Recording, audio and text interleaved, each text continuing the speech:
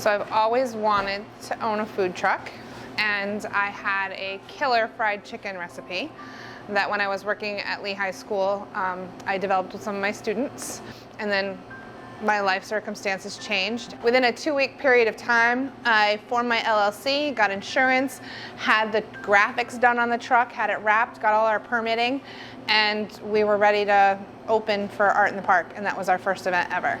Entrepreneurs were able to be flexible, and they found ways to be able to serve food even though there were certain restrictions that were ongoing.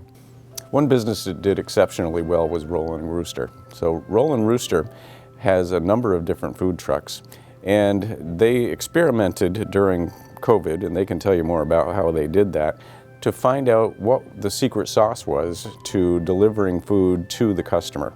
We had all of these events booked for the summer, and all of that got canceled. So I was like, okay, well, what are we gonna do?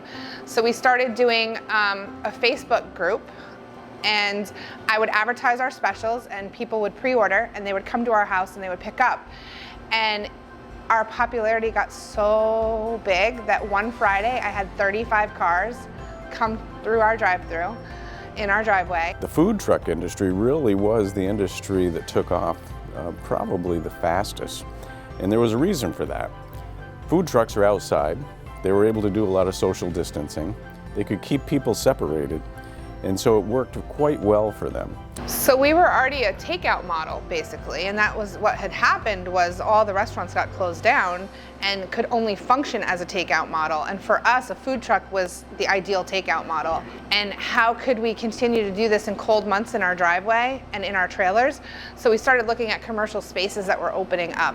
Because we started in December of 20, right in the middle of COVID, we took over this space. So this was our first truck that we got in 19. Then we got that one in 20, and then the orange 20-footer we got last summer. Fortunately for us, we asked Rollin' Rooster to serve food.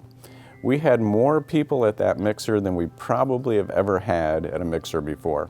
I'd like to think that it was our sparkling personality here at the Chamber and Economic Development or being able to tour at the airport that caused people to really want to come out. But I think the food line at the Rollin' Rooster truck showed us it was really Rollin' Rooster that they were there to see. So we are taking over the Skyship Lodge at Killington on Route 4 for ski season. We're doing food and beverage there. We're going to actually do like a Rollin' Rooster cafe inside.